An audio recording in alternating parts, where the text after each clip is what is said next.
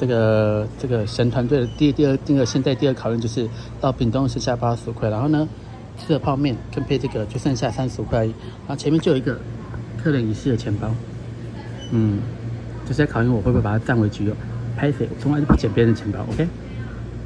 哎，